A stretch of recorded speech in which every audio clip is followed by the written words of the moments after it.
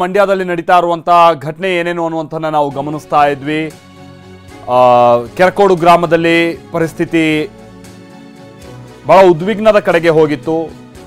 ಈಗ ದಕ್ಷಿಣ ವಲಯ ಐಜಿಪಿ ಬೋರ್ಲಿಂಗಯ್ಯ ಅವರು ಭೇಟಿ ಕೊಟ್ಟಿದ್ದಾರೆ. ಸ್ಥಳೀಯ ಬಿಜೆಪಿ ಮುಖಂಡರುಗಳ ಜೊತೆಗೆ ಐಜಿಪಿ ಮಾತುಕತೆಯನ್ನ ಕೂಡ ನಡೆಸಿದ್ದಾರೆ. ಐಜಿಪಿಗೆ ಎಸ್ಪಿ ಯತೀಶ್ ಕೂಡ ಸಾಥ್ ಕೊಟ್ಟಿದ್ದಾರೆ. ಸ್ಥಳೀಯರನ್ನ ವಿಶ್ವಾಸಕ್ಕೆ ತೆಗೆದುಕೊಳ್ಳುವಂತ ಪ್ರಯತ್ನ ಆಗ್ತಾ ಇದೆ. ಮತ್ತೊಂದು ಕಡೆ ಮುಖ್ಯಮಂತ್ರಿಗಳು ಕೂಡ ಮಾಹಿತಿಯನ್ನ ಪಡೆದುಕೊಂಡಿದ್ದಾರೆ. ಸದ್ಯದ ಪರಿಸ್ಥಿತಿ ಬಗ್ಗೆ ಸಿಎಂಗೆ ಮಾಹಿತಿಯನ್ನ ಕೊಟ್ಟಿದ್ದಾರೆ ಎಸ್ಪಿ ಕೂಡ ಯತೀಶ್ ಅವರು. ಕೆರಗೋಡು ಗ್ರಾಮದಲ್ಲಿ ಹನುಮಧ್ವಜ ವಿವಾದಕ್ಕೆ ಸಂಬಂಧಪಟ್ಟಾಗೆ ಇಷ್ಟೆಲ್ಲ ಬೆಳವಣಿಗೆಗಳು ಸದ್ಯ ನಡೀತಾ ಇದೆ. ಮತ್ತೆ ಪ್ರತಿಭಟನಾಕಾರರು ಸ್ಥಳದಲ್ಲೇ ಅಡುಗೆ ಮಾಡೋ ಮುಖೇನವಾಗಿ ತಮ್ಮ ಪ್ರತಿಭಟನೆಯನ್ನ ಮುಂದುವರಿಸ್ತಾ ಇದೀವಿ ಅನ್ನುವಂಥ ಸೂಚನೆಯನ್ನ ಕೊಡ್ತಾ ಇದ್ದಾರೆ. ಹಲವು ಮಹಿಳೆಯರು ತಮ್ಮ ಮಕ್ಕಳ ಜೊತೆಗೆಲ್ಲ ಬಂದು ಕೂತ್ಕೊಂಡಿದ್ದಾರೆ. ಇದು ಸನ್ನಿವೇಶ ಮತ್ತಷ್ಟು ಬಿಗಡಾಯಿಸೋದಕ್ಕೆ ಕಾರಣ ಆಗ್ತಾ ಇರುವಂತಹ ಸಂಗತಿಯಾಗಿದೆ.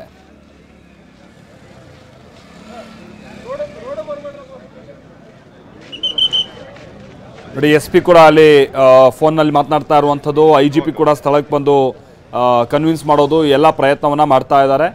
ಬಟ್ ವಿಚಾರ ಇಲ್ಲಿ ಅಂತ ಅಂದ್ರೆ ನಾನು ಮೊದಲೇ ಹೇಳಿದಾಗೆ ಇಲ್ಲಿ ಯಾರದ್ದು ಸರಿ ಯಾರದ್ದು ತಪ್ಪು ಅನ್ನುವಂಥದ್ದು ಬರುತ್ತೆ. ಸರ್ಕಾರ ಇಲ್ಲಿ ಅದು ನಿಯಮದ ಪ್ರಕಾರವಾಗಿ ಅನ್ನುವಂಥದ್ದನ್ನ ಕಾರಣವನ್ನ ಕೊಡ್ಬೋದು. ಬಟ್ ಜನ ನಮ್ಮ ಭಾವನೆಗಳನ್ನೇ ಅರ್ಥ ಮಾಡ್ಕೊಳ್ತಾ ಇಲ್ಲ ಸರ್ಕಾರ ಅನ್ನುವಂಥ ರೀಸನ್ ಅನ್ನ ಕೊಡ್ತಾ ಇದ್ದಾರೆ. ಹೀಗಾಗಿ ಸನ್ನಿವೇಶ ಬಹಳ ಒಂದು ರೀತಿ ಬೂದಿ ಮುಚ್ಚಿದ ಕೆಂಡದ ರೀತಿಯಾಗಿನೇ ಇದೆ.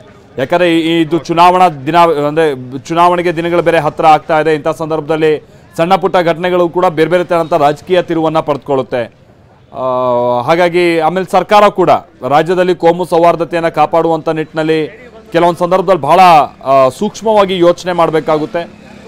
ಬಟ್ ಇವತ್ತು ಅವ್ರು ಸ್ಥಳೀಯರು ಹೇಳ್ತಾ ಇರೋ ಪ್ರಕಾರವಾಗಿ ಹೌದಪ್ಪ, ಸರ್ಕಾರಿ ಜಾಗ ಹೌದು, ಇಲ್ಲಿ ರಾಷ್ಟ್ರಧ್ವಜ ಹಾರಿಸೋದಕ್ಕೆ ಪರ್ಮಿಷನ್ ನೆನ್ನೆನೇ ಪಡ್ಕೊಂಡಿದ್ರು ಕೂಡ ನಾವು ಒಂದಿನ ಇವತ್ತು ಹಾರಿಸ್ತೀವಿ ಅಂತ ಕೇಳಿದ್ವಿ. ಅಷ್ಟು ಒಳಗಾಗಿ ಬಂದು ಹಿಂಗೆ ತೆಗಿಯೋಕ್ಕೆ ಹೊರಟಿದ್ದು ಎಷ್ಟು ಸರಿ ಅನ್ನುವಂಥದ್ದು ಪ್ರಶ್ನೆ.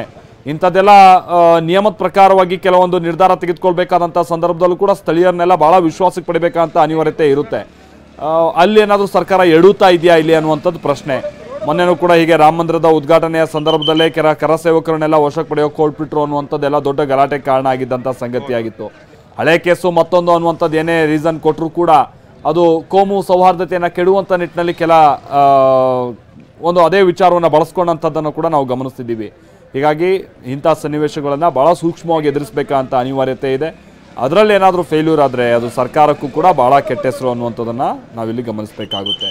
ನಾವಿಲ್ಲಿ ನೋಡ್ತಾ ಇದೀವಲ್ಲ, ಅದು ಒಂದು ರೀತಿ ನಿಮ್ಗೊಂದು ರೀತಿ ಅದು ಈಗ ದೂರದಿಂದ ಏನೋ ಒಂದು ವಾಟರ್ ಟ್ಯಾಂಕ್ ಥರ ಕಾಣ್ತಾ ಇದೆಯಲ್ಲ, ಅದು ವಾಟರ್ ಟ್ಯಾಂಕ್ ಅಲ್ಲ, ಅದು 108 ಅಡಿ ಇರುವಂಥ ಸ್ತಂಭ, ಅದು ಧ್ವಜಸ್ತಂಭ. ಆ 108 ಅಡಿ ಮೇಲೆ ಅಲ್ಲಿ ಹಾರಿಸಲಾಗಿರುವಂಥದ್ದು ಭಗವಧ್ವಜವನ್ನು. ಈಗ ಅದೇ ಇಲ್ಲಿ ಪ್ರಶ್ನೆ ಬಂದಿರುವಂಥದ್ದು, ಭಗವಧ್ವಜ ಹಾರಿಸೋದಕ್ಕೆ ಈ ಕಂಬವನ್ನು ಬಳಸ್ಕೊಂಡಿದ್ದಾರೆ. ಇದು ರಾಷ್ಟ್ರಧ್ವಜವನ್ನು ಹಾರಿಸೋದಕ್ಕೆ ಕೆಲ ದಿನಗಳ ಹಿಂದೆ ನಿರ್ಮಾಣ ಆದಂಥದ್ದು. ಇದೇ ಸರಿ ಅನ್ನುವಂಥದ್ದು. ಓಕೆ.